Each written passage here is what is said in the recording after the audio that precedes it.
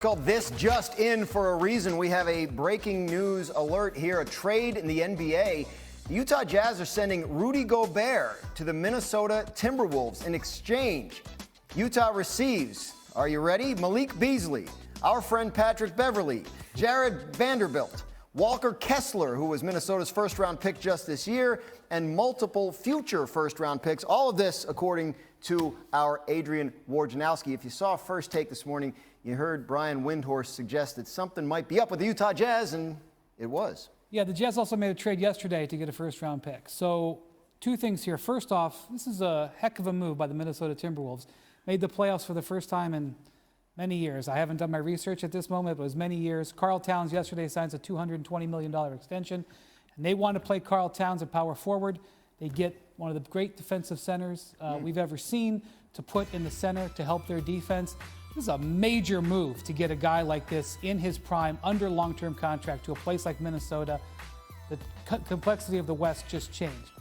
But let me just shift to point two here. Yesterday, the Royce O'Neal trade was a rebuilding style trade. This is a rebuilding style trade. Now what? I'll tell you now what. I mean, let's just lay it out there. These moves set up a trade for Donovan Mitchell out of Utah. That is what this sets up. Not saying it's definitely going to happen, but when you look at these moves over the course of the last 24 hours, Royce O'Neal getting traded for a first-round pick. The Utah Jazz now trading Rudy Gobert, their franchise center, for essentially a bunch of contracts and a bunch of picks. They signed Will Hardy, who was the assistant coach of the Boston Celtics, to a 5-year contract, a young coach, giving him a long, extended run. That's a move you make if you're going into a rebuilding phase. And Danny Ainge, as Brian said this morning, 9 years ago with the Boston Celtics, traded Paul Pierce and Kevin Garnett to the Brooklyn Nets for all their picks for years to come and set that team up on a rebuilding track with Brad Stevens as a first-time head coach. A couple more breadcrumbs. Royce O'Neal is one of Donovan Mitchell's best friends on the team, if not his best friend. He was traded away. Eric Paschall has been one of Donovan Mitchell's best friends his entire life. The Jazz released him or let him out of his contract. He will no longer be on the team. That happened yesterday. So yesterday, they made two moves to sort of move off of two of Donovan Mitchell's closest teammates, and now we have this. Well, let's not talk around it. I mean, we're talking about where's Donovan Mitchell going to go? I mean, what is that would be the big news here, right? I would say this. I would say if you are the Phoenix Suns, you're going to call the Jazz. Say, can we offer you a whole bunch of stuff to get Donovan Mitchell? And on the other line, you're going to call the Brooklyn Nets. Say, how do you feel about Donovan Mitchell? Now, they're going to have competition for it. And this is if even the Jazz are doing this. But that move yesterday telegraphed to the league that a big breakup was coming. So now the Jazz, we're going to have to see whether this is a partial breakup or a full breakup. But if you're in Utah and you have a brand new president, and you have a brand new coach, and you just traded your all-star, it doesn't make much sense to do a half-measure full rebuild. How do you think this plays out, Tim? I mean, look, Donovan Mitchell is a young star. He's on a long-term contract. You could argue the Jazz could try to rebuild around him. At the same time, they're in a small market. He's got 2 or 3 years to go on his deal. And as Brian said, every single move that's happened over the past few weeks with the Utah Jazz would seem to indicate they're going to tear this thing down to the studs. And if they do that, that means they're trading Donovan Mitchell at some point here in the future. Yet another huge potential move in the NBA, and we will, of course, keep you posted on all of this as it continues to break. Welcome to This Just In, a fast hour around the world of sports. I am Dan Graziano in for Max Kellerman. This is Tim Bontemps. That is Brian Windhorst. And we are starting today with the NBA and an end of an era in Brooklyn. Let's wind the clock back to take you back in time 3 years ago, nearly to the day. The Nets sent shockwaves through the league by signing Kevin Durant and Kyrie Irving in free agency. However, the Kyrie and KD era in Brooklyn did not go exactly as fans had hoped. The duo appeared in only 58 of a possible 247 regular season and playoff games. And now, just days after Kyrie opted into his player option with the Nets for next season, Durant requested a trade from Brooklyn, naming Phoenix and Miami among his preferred destinations. So That all happened at the end of our show yesterday. So we got everybody back together today to talk about, because we really didn't have enough time at the end of the show yesterday. I had about 10 minutes, right? So let's reintroduce Brian Windhorst and Tim Bontemps, our NBA reporters. Windy, a KD trade would be obviously transformational for whichever team lands him. So what's the latest you're hearing on the status? Yeah, so he definitely would like to go play in Phoenix. You know, he formed a relationship last year with Devin Booker when they were on the U.S. Olympic team. They really both played big roles on that team. They both helped carry the team to the Olympic medal. And he has expressed an interest not only to play with him, but also to play with Chris Paul. And you can imagine that triumvirate. You don't even really, I mean, obviously you have to fill in the team around him, but it doesn't even matter who you put there. That would be a very powerful triumvirate. But I will say this, from what I understand, I don't know if the Nets instantaneously are in love with the package that the Suns can offer, even though they can offer up to 4 first-round draft picks. So the executives that I talked to believe that today and over the weekend, we could see the Suns or the Nets look to expand that trade, potentially to involve a third team. Because if you can't provide what the team, what the star wants, you have to go out and look for that. And that can take some time. But definitely the Nets are talking to other teams. There's a number of teams that have made interesting offers. And from what I am told, the Nets are telling teams that they want a young star player, which does in every team.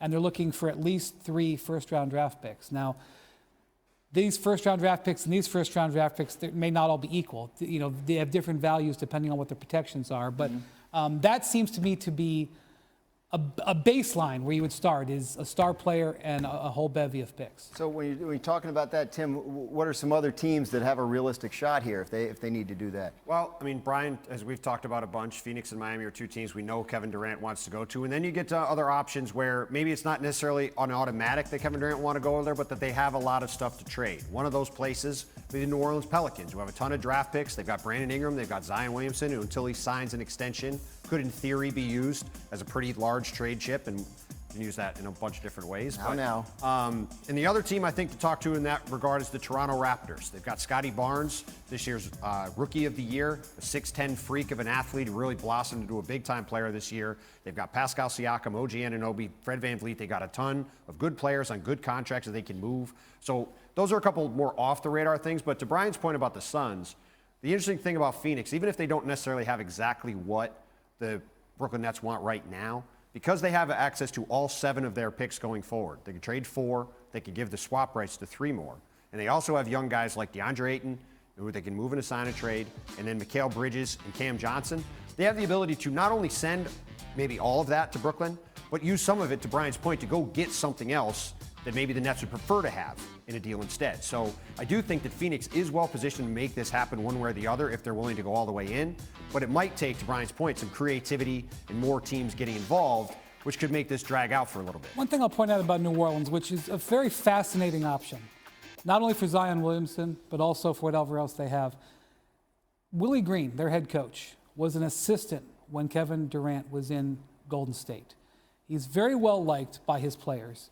And it might, not that the Nets don't need Durant's permission to trade him somewhere with 4 years left on his contract, but if a team wanted to get momentum towards a deal, getting Durant's blessing could be very valuable. So I believe the Pelicans are hoping that that relationship with Willie Green could somehow play into their favor. Now, what you would have to do is you would have to ask the Nets permission to let them talk. But if the Nets liked what potentially the Pelicans could offer, that's something that could happen. And during last season, C.J. McCollum got traded from Portland to New Orleans. And when he first got heard about the trade, I think he was kind of like, boy, I played in Portland my whole career. I'm not crazy.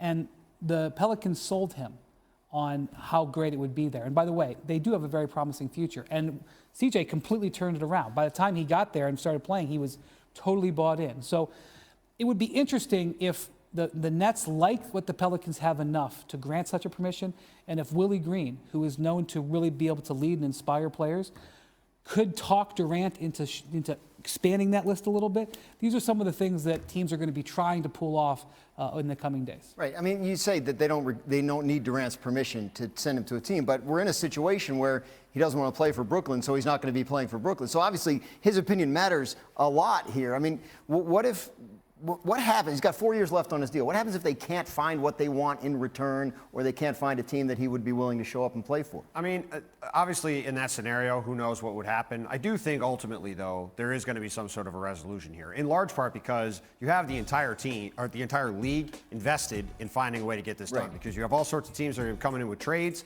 and the teams that are involved and are interested, that do want to get it done, they're going to find a way to get it done. Because when players like Kevin Durant come along, it's basically once in a generation, you find a way to make this kind of trade happen. So there are certainly, I'm sure you could come up with a scenario where there's not a Kevin Durant trade that happens.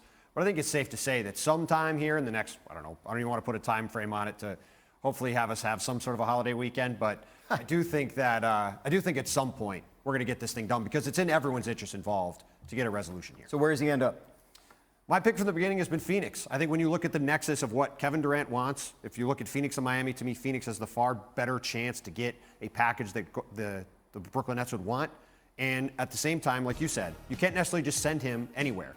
And so it might take some creativity. It might take more teams. It might take some extra work. But I think he wants to be in Phoenix. They have a lot to trade. I think ultimately, if you're asking me to pick one spot, I think that is the one that makes the most sense. You agree? Yeah, I say Phoenix. Historically, when a star player wants to go to a team, he ends up getting to that team. It's not 100%. Right. Kawhi Leonard is a classic case. He gets sent to Toronto in that situation.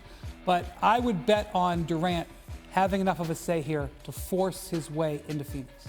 If I remember right, that worked out okay for Kawhi Leonard. It did.